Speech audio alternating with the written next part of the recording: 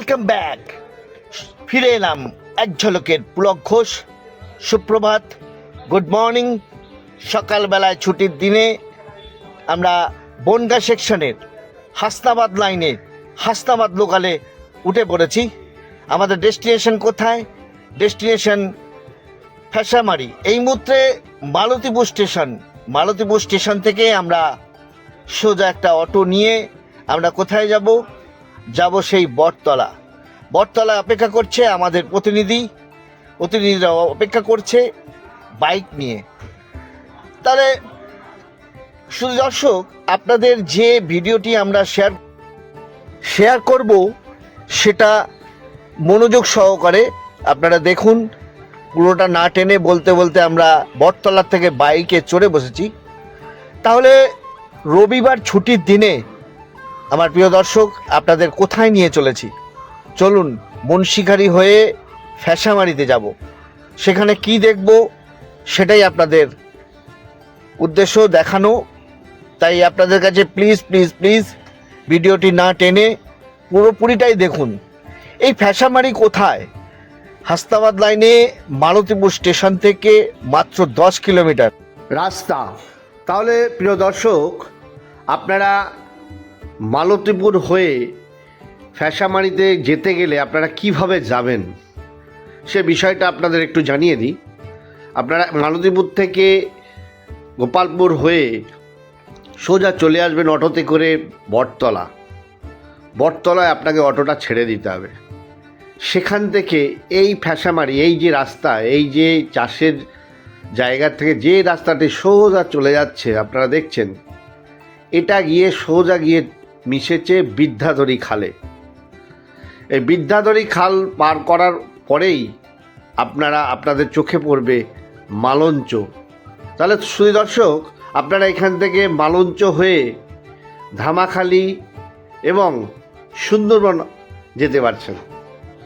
তাহলে আপনাদের যে জিনিসটা আপনাদের দেখাবো পুরোটাই দেখুন না টেনে। যে জিনিসটা দেখাবো, যে উদ্দেশ্যে আপনাদেরকে এই সমস্ত মাছের চাষের জায়গা আপনাদেরকে দেখাচ্ছি, দেখুন আমাদের প্রতিনিধিরা বাইক নিয়ে যাচ্ছে।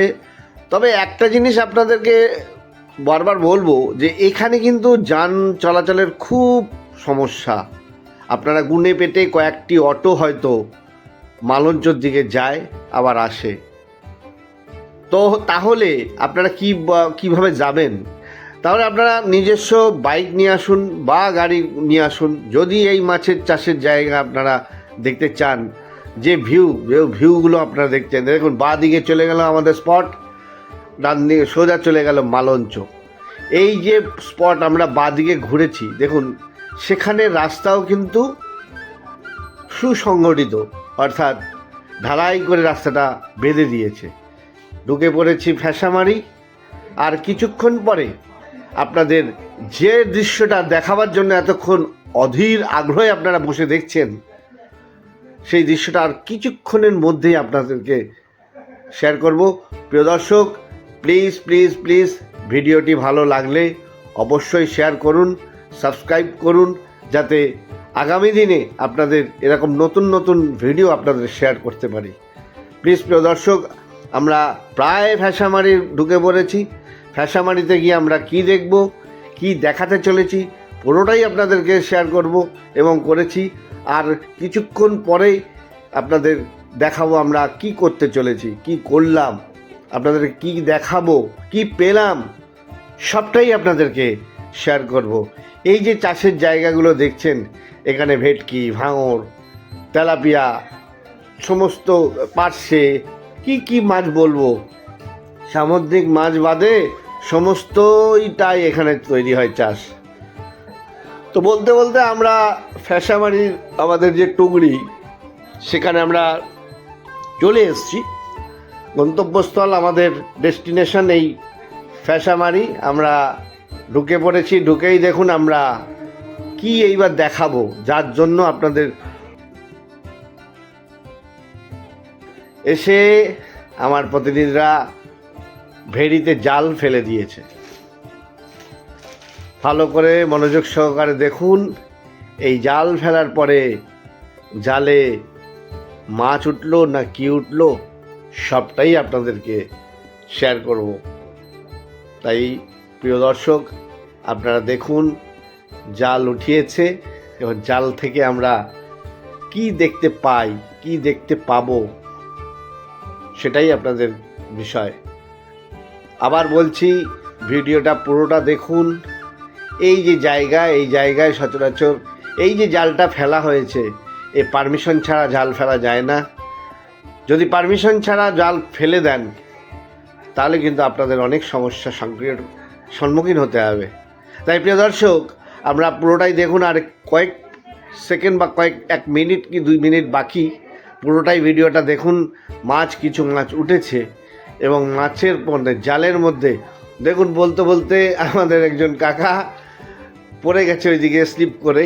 এতটাই স্লিপারি জায়গা, বৃষ্টি হয়েছে সামান্য, সেই জন্য।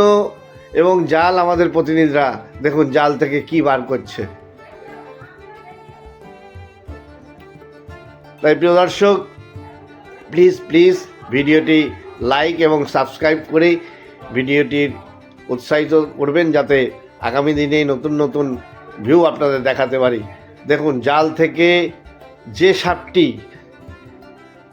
আটকে গেছে, সেটি আমি জানি না এই সাপের নাম কি, তবে দেখুন যে ভদ্রলোক যিনি সাপটাকে ধরে টানাটানি করছে, দেখুন আমরা সচরাচর জলে জল ধরা সাপ দেখতে পাই। তাহলে দর্শক, আপনারা কি এই সাপটিকে চিনতে পারলেন? আমি তো চিনলাম না। যদি চিনতে পারেন তাহলে কমেন্ট বক্সে প্লিজ লিখে জানান। প্লিজ ভিডিওটি লাইক এবং শেয়ার করুন। আগামী দিনে যেন আরও অনেক নতুন নতুন ভিডিও আপনাদের সাথে শেয়ার করতে পারি।